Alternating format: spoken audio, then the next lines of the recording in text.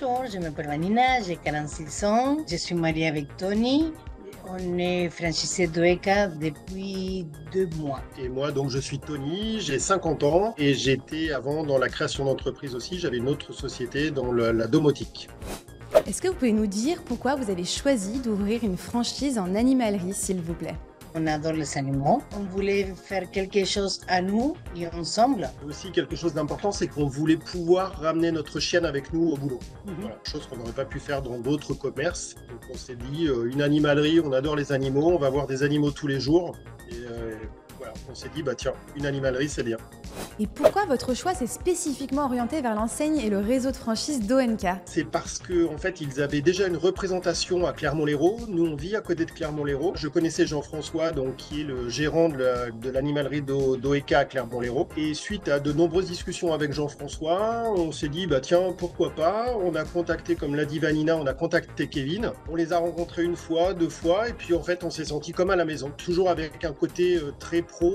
En fait, on s'y sentait bien. On n'a même pas cherché une autre franchise ou comparé avec d'autres franchises. On est allé directement avec eux. Est-ce que vous pouvez nous dire comment c'est d'entreprendre en couple? Quels sont vos petits tips?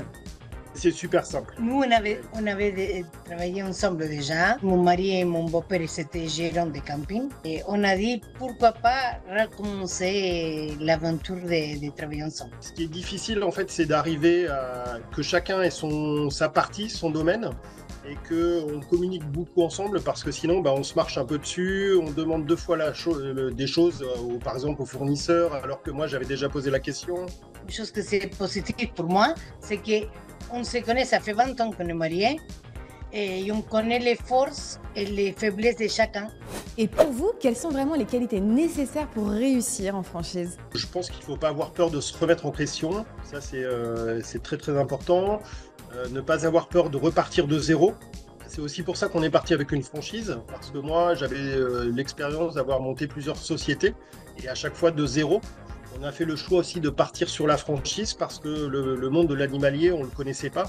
C'est pour ça qu'on a voulu s'appuyer sur des professionnels qui pouvaient nous former pour qu'on arrive à exceller dans ce domaine. Il faut vouloir aussi sortir de sa zone de confort. Ouais, c'est ça, sortir de la zone de confort, les préjugés qu'on peut avoir, en fait, c'est tout balayer et se dire, bon, ok, aujourd'hui, je vais devenir vendeur dans une animalerie, gérant d'une animalerie. Ce que je veux, c'est que vous me formiez et que moi, je sois au top dans plusieurs mois.